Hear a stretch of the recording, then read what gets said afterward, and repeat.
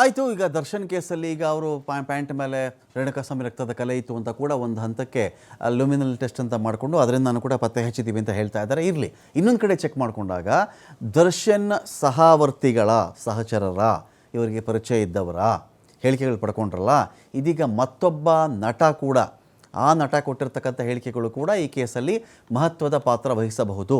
ಚಿಕ್ಕಣ್ಣನ ಹೇಳಿಕೆ ತೊಗೊಂಡಿದ್ರು. ದರ್ಶನ್ಗೆ ಫ್ರೆಂಡು ಚಿಕ್ಕಣ್ಣ, ಏನು ಮಾಡಿದ್ರಿ ಹೇಳಪ್ಪ ನೀವು, ಸ್ಟೋನಿ ಬುಕ್ಸ್ಗೆ ಯಾವಾಗ ಹೋಗಿದ್ರಿ ನೀವು ಯಾಕೆ ಅಲ್ಲಿದ್ರಿ, ಆವಾಗ ದರ್ಶನ್ ಬಿಹೇವಿಯರ್ ಹೇಗಿತ್ತು, ಅಷ್ಟೊತ್ತಿಗಾಗಲೇ ಆ ವ್ಯಕ್ತಿ ಪ್ರಾಣ ಪಕ್ಷಿ ಹೋಗಿತ್ತಾ ಇಲ್ವಾ, ಮಾತುಕತೆ ಇತ್ತಾ, ಪ್ಯಾನಿಕ್ ಆಗಿದ್ರೆ ಈ ಥರ ಏನೇನೋ ಕೇಳ್ಕೊಂಡಿರ್ತಾರೆ ಅವರು. ಅದೊಂದು ಭಾಗ ಆಯಿತು. ಇದೀಗ ನಟ ಯಶಸ್ಸಿನಿಂದನೂ ಕೂಡ ಹೇಳಿಕೆಯನ್ನು ದಾಖಲು ಮಾಡಿಕೊಂಡಿದ್ದಾರೆ. ನಟ ಯಶಸ್ ಸೂರ್ಯ ಕೂಡ ಪ್ರಬಲ ಸಾಕ್ಷಿ ಆಗಬಹುದು ಈ ಕೇಸ್ನಲ್ಲಿ.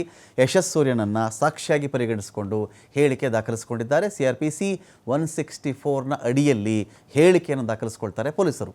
ಜಡ್ಜ್ ಮುಂದೆ ಏನಾಗುತ್ತೆ, ಯಾವಾಗಲೂ ಕೂಡ ಈಗ ಪೊಲೀಸರ ಮುಂದೆ ಹೇಳಿಕೆ ಕೊಡೋದು ಬೇರೆ. ಹೆದರಿಸಿದ್ರು, ಬೆದರಿಸಿದ್ರು, ಹೊಡೆದ್ಬಿಟ್ರು ಸ್ವಾಮಿ, ಹಿಂಗೆ ಒಪ್ಪು ಅಂತ ಹೇಳಿದ್ರು, ಇವ್ರು ಮಾಡಿದ್ದಾರೆ ಅಂತ ಹೇಳು ಅಂತ ಹೇಳಿದ್ರು. ಇದೆಲ್ಲ ಆಮೇಲೆ ಏನಾಗ್ತಾಯಿತ್ತು, ಕೋರ್ಟಿಗೆ ಬರ್ತಾಯಿತ್ತು. ಹೌದು ಇವ್ರು ಹೊಡೆದಿರಬಹುದು, ಈ ಹೇಳಿಕೆ ಪರಿಗಣಿಸೋಕ್ಕಾಗಲ್ಲ ಅಂತ ಇದ್ರು. ಈ ಕೇಸಲ್ಲಿ ಪೊಲೀಸರು ಏನು ಮಾಡ್ತಾ ಇದ್ದಾರೆ, ನಾವು ಹೊಡೆದ್ವಿ ಬಡ್ದ್ವಿ ಅಂತ ಹೇಳ್ತಾರೆ ಅಂತ ಅವ್ರಿಗೆ ಚೆನ್ನಾಗಿ ಗೊತ್ತು. ಅದಕ್ಕೆ ಅವ್ರೇನು ಮಾಡ್ತಾರೆ, ಬನ್ರಪ್ಪ ಆಯಿತು ಜಡ್ಜ್ ಮುಂದೆನೇ ಹೇಳಿಬಿಡಿ. ಜಡ್ಜ್ ಮುಂದೆ ಒಂದು ಹೇಳಿಕೆಯನ್ನು ಕೊಟ್ಟಾಗ ನಾನು ಹೇಳಿರಲಿಲ್ಲ ಅಂತ ಹೇಳಕ್ಕೆ ಬರಲ್ಲ. ಅದು ಅಕಸ್ಮಾತ್ ಆ ಥರ ಹೇಳಿದ್ರೆ ಅದಕ್ಕೆ ವಾದ ಪ್ರತಿವಾದ ಇದ್ದೇ ಇರುತ್ತೆ. ಆದರೆ ಜಡ್ಜ್ ಮುಂದೆ ಕೊಡಿಸುವಂಥ ಹೇಳಿಕೆಗಳಿಗೆ ತೀವ್ರತೆ ಜಾಸ್ತಿ ಇರುತ್ತೆ, ತೂಕ ಜಾಸ್ತಿ ಇರುತ್ತೆ ಅಂತ. ಸ್ಟೋನಿ ಬ್ರೂಕ್ ಪಬ್ನ ಪಾರ್ಟಿಯಲ್ಲಿ ಯಶಸ್ ಭಾಗಿಯಾಗಿದ್ದರು. ದರ್ಶನ್, ಚಿಕ್ಕಣ್ಣ, ಪ್ರದೋಷ್, ವಿನಯ್ ಸೇರಿ ಹಲವರು ಭಾಗಿಯಾಗಿರ್ತಾರೆ. ದರ್ಶನ್ ವಿರುದ್ಧ ಪ್ರಬಲ ಸಾಕ್ಷ್ಯ ಆಗಿಬಿಡ್ತಾರಾ ಯಶಸ್ ಅಂತ ಕೂಡ ಒಂದು ಪ್ರಶ್ನೆ ಇಲ್ಲಿದೆ.